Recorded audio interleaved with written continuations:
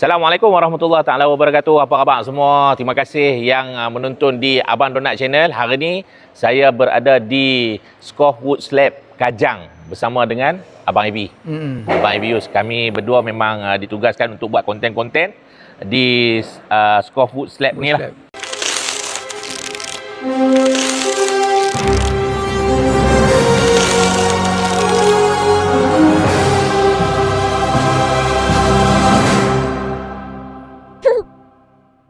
Kita nak cerita, kalau nak tanya pasal Abang Ibi pasal seni dia, dah banyak kali dah Abang Ibi cerita. Tapi kita dah banyak dengar cerita pasal Abang Ibi tentang pasal lakonan dia daripada pelakon sebagai pendekar terus jadi pelawak, dan banyak kisah-kisah suka duka dalam industri seni. Banyak orang dah tahu. Tapi hari ni selepas berapa lama kita tengok Abang dah memang kurang dalam YouTube. Abang dah kurang daripada TV lah. Sebab salah satu dia mungkin faktor kesihatan lah Abang kan. Tapi sekarang ni kita tengah buat konten-konten dekat Scoffwood Slab ni. Kita jual kayu bang. Kita jual kayu. Asalkan jangan kita jadi kayu dah. Tapi dalam konten memang jadi kayu. Alamak. Dalam konten memang jadi kayu. Tapi nak tanya abang, kayu ni sebenarnya ada banyak jenis yang orang guna untuk buat wood slab ni. Kan? Macam selalu kita dengar Haji cakap, kata ada rain tree, ada mahogany, ada macam-macam jenis kayu. Saya nak tanya abang kan, macam abang pun sendiri peminat menyimpan barang-barang kayu. Contoh dia macam kerih lah. Kerih kan dia punya hulu, sarung apa semua ni daripada kayu juga. Kayu ni kita boleh ambil suka hati ataupun ada cara dia ambil dia? Dia sebenarnya bukan kayu saja. Apa saja benda di atas alam ni, ke bumi ni, kita nak ada cara mengambil dia. Sebab dia makhluk yang hidup. Kayu pun makhluk yang hidup. Apa benda lah makhluk yang hidup, kita kenalah ada cara ambilnya. Kita tak boleh lah kalau pokok tu kita ingat dia pokok, kita main cabut je. Kan? Adalah adab dia kan. Jadi termasuklah apa saja kayu. Nak kayu besar, kadang-kadang ada orang kaitkan kayu ni dengan makhluk-makhluk halus. Tapi kita tak usahlah pergi sampai ke situ kan. Tapi contohnya macam di kampung kan, macam kayu ara. Bila sebut kayu ara ni, kayu dia kan besar, rendang. Jadi orang kata di situ ada jin lah, ada kan, ada hantu lah apa. Jadi kita tak usah sampai ke situlah kan. Cuma kita kena ada adab. Setiap benda yang hidup kan, dia tu hidup. Kayu ini hidup. Jadi setiap benda yang hidup tu ada adab untuk cabut. Sebab daripada kecil lagi bang kan, kita tengok kita dimomokkan bila kita pergi mengaji petang ataupun mengaji malam kan. Dia kata balik lagi kalau hang lintas dekat bawah pokok tu, hang jaga kawasan tu keras. Orang tua dulu-dulu ni. Saya tak tahu apa simbolik daripada kata-kata tu. Itu yang menyebabkan anak-anak masa zaman tu dia akan rasa risau. Sedangkan dalam cerita P. Ramlee sendiri pun, kalau kita tengok dalam cerita Anakku Sazali, kalau tak silap saya, dia nak lalu di bawah, apabila aku melalui di sebatang pokok itu aku merasa seram. Dia pun menceritakan tentang benda seram tentang benda tu. Dia macam ni lah, kadang-kadang bila kita tengok pokok ni, macam saya kata tadi kan, pokok tu rimbun. Bila pokok tu rimbun kan, di bawah dia agak macam suram gitu kan. Benda tu menakutkan kita. Kadang-kadang tujuan orang tua tu supaya berhati-hati tu, memanglah kita ni kena berhati-hati. Tempat tu keras ada dua maksud. Satu maksud dia keras tu itulah dengan yang dipercayai oleh orang, ada penunggu, ada sesuatu di situ yang mengacau. Dan ada satu lagi keras, memang tempat tu keras. Kalau tempat tu tak keras, kau nak naik bisikal, naik motor macam mana? Dah tentulah jatuh. Okey, bermakna sebenarnya orang tua ni tak nak bagi kita lalu kawasan tu, mungkin bahaya. Mungkin bahaya. Itu yang sebab dia bagi larangan-larangan macam tu. Tapi tak ada apa pun. Selagi mana kita percaya dengan Allah Subhanahu Taala yang banyak bagi kita ni, perjalanan hidup kita ni, insya-Allah kita akan jadi baiklah. Cuma kita tak nak bagi satu-satu benda yang membahaya. Orang tua akan nasihat jangan pergi kawasan tu. Takut mungkin ada sungai ke kan. Itulah sebab dia. Macam abang sendiri kan, abang banyak menyimpan kerih-kerih. Ada tak benda-benda mistik? Walaupun kita tahu ada setengah orang tu dia simpan kerih tu, ada benda ataupun ada khadam yang menumpang pada kerih tu. Kebanyakan saya dengar macam tu. Tapi ada tak, kalau kata kita memang tak simpan, maksud dia kita ambil kerih tu memang kosong, ada tak dia sendiri yang akan menumpang pada benda tu? Ada juga begitu kan. Yalah, itu saya kata tadi, bawa benda hidup kan. Tetapi macam saya segala barang-barang saya, kerih-kerih saya, ke pedang ke sundang ke, saya memang kosong. Saya tak nak, sebab susah nak jaga kalau benda ada ni. Kalau ada benda kata orang ni dia kadam dia ke apa ni, susah kita nak jaga. Sedangkan saya tak ada masa nak melayan itu kan. Saya meminati keris ni, senjata-senjata Melayu ni kerana dia punya kata orang ukiran dia pada sarung. Lepas tu dia punya structure pada bilah itu sendiri. Kadang ada pamornya yang menarik, yang ada rahsia pada pamor itu. Kan? Nah, kalau orang yang betul-betul pandai, saya tak pandai lah. Tapi kalau orang yang betul-betul pandai, dia boleh baca pamor tu, yang pamor begini, apa maksud dia? Ini dipakai pamor begini, digunakan oleh siapa? Oleh lubalang kau, raja-raja kau, orang-orang ternama kau, orang kaya ke ketika itu. Macam tu kan. Nak tanya bang, pamor tu apa? Saya pun tak tahu. Pamor tu dia adalah satu benda yang saya nak tunjukkan tak ada barangnya. Pada keris tu, di bilah dia tu, dia biasanya pada besi dia. Pamor ni dia macam-macam pamor ni ada.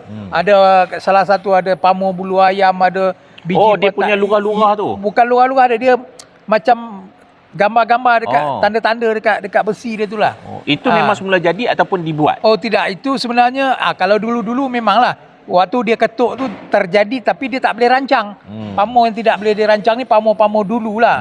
Mana dia ketuk besi tu, kemudian apa yang keluar itulah pamor dia. Tapi sekarang ini pamor boleh dirancang. Boleh dirancang. Kalau nak buat macam ni dirancang. Mana gunakan besi ni berapa lapis, berapa. Kadang-kadang sampai 10-15 lapis. Untuk melahirkan pamor yang begitu dahsyat lah. Tapi itu bukan semua orang boleh buat lah. Dia pandai-pandai yang kata orang yang hebat-hebat boleh buat lah. Macam abang tengok sekarang ni kan, macam abang berminat keris. Antara koleksi-koleksi keris yang ataupun sundang yang dibuat daripada negara mana yang abang rasa memang terbaik lah yang abang dapat? Pada saya lah ya, saya amat minat lah. Dan saya rasa terbaik lah daripada Moro, Filipina. Sundang dia. Tetapi tak kurang juga sebenarnya sundang-sundang tempatan ni. Contohnya Terengganu, Patani. Kan? Memang dahsyat-dahsyat juga. Tapi bagi saya amat meminati sundang-sundang Moro. Sundang-sundang Moro ni dia lain, besi dia pun agak lain. Itu pada saya punya pendapat lah. Tapi pada penggemar-penggemar lain tu lain pula cara apa dia. Semua betul. Kalau dia kata Terengganu, kalau dia kata Patani, semua itu betul. Dan saya Moro. Satu lagi Moro ni dia barang dia agak mahal. Yang lama lah, barang-barang yang lama dia, yang rare-rare tu memang mahal. Sampai puluh ribu ada, ratus ribu ada. Masya Allah. Kalau kita tengok sekarang ni abang, saya ada perasaan juga abang kadang-kadang menjual juga koleksi-koleksi yang abang ada. Macam mana daripada segi permintaan orang? Dia orang tahu macam abang ada banyak koleksi. So abang sayang nak jual tapi abang ada juga yang jual kan? Ya. Kenapa abang? Dia sebenarnya saya ni kolektor. Saya kolek barang ni daripada saya sekolah lagi, dah ada dah. Tapi sikit-sikit lah. Tapi waktu itu barang-barang tempatan lah. Tapi bila saya dah mula bekerja, dah apa kan, dah ada modal sikit. Jadi saya pun carilah yang daripada Filipina lah, daripada Indonesia lah, daripada Tani lah mana. Jadi barang-barang tu kan. Tapi saya, apa kata orang tu, yelah barang ni dia bergantung kepada, tapi saya amat minat. Saya amat minat sundang. Maka tu saya agak banyak sundang juga lah. Tapi abang jual juga? Ya, saya jual tu sebenarnya apabila terdesak lah. Macam contohnya tu hari saya keluar daripada hospital, saya tak ada kerja, saya tak ada duit, terpaksa lah walaupun sayang, saya terpaksa jual. Macam itulah.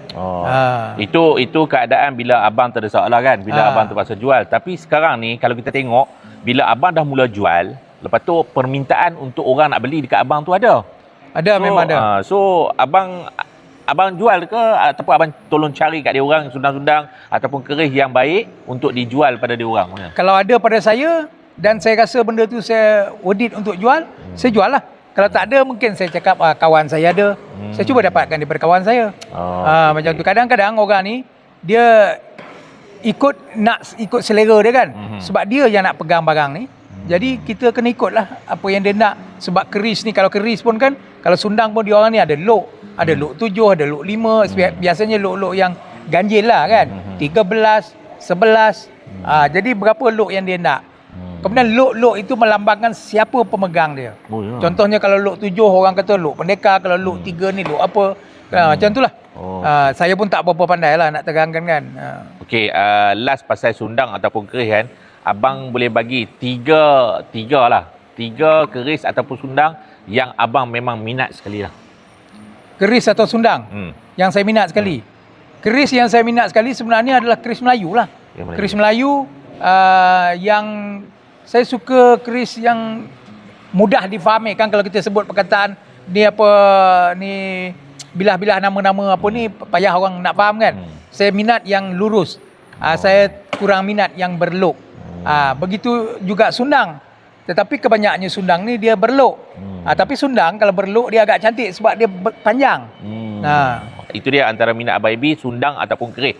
Dan kita bersiaran dekat Scorewood Slab Kajang, di mana dekat sini ada bermacam-macam jenis kayu yang kita jual. Nak meja kecil, meja besar, meja berapa kaki pun ada. Harga bergantung pada bajet dia orang lah bang. So dekat Scorewood Slab ni saya dengan Abang Ebi akan sentiasa membuat konten. Hampa boleh follow Scorewood Slab punya TikTok. InsyaAllah dekat sini macam-macam kayu lah. Antara kayu yang kita dah buat konten ni abang, antara yang abang dah belajar tentang kayu yang ada dekat sini. Saya rasa pasal kayu abang memang expert. Tak adalah. Tak ada.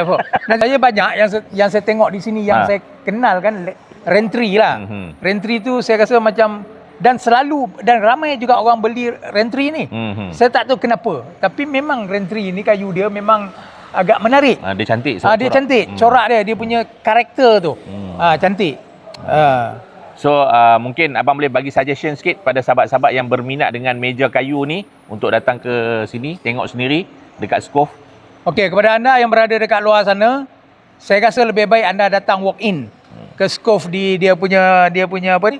Dia punya showroom ni, sebab anda boleh pegang, anda boleh rasa, bukan rasa makan. Maknanya boleh pegang kayu tu sendiri kan.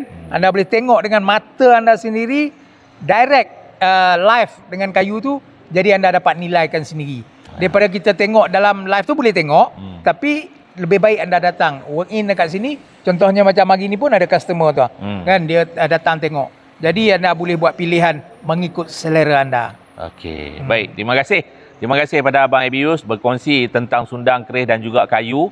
Seperti mana yang kita bicarakan pada hari ini. Jadi insya-Allah kayu-kayu dekat Scorewood Slab ni kita ada bermacam-macam sebenarnya. Kita ada rentry, ada mahogany, ada juniper, ada macam-macam lagi lah. Saya sampai tak tahu nak sebut, macam-macam jenis kayu. Jadi kepada yang berminat boleh datang ke Scorewood Slab, tengok sendiri apa jenis kayu yang hampa minat. Okay. Jadi terima kasih sekali lagi. Sama.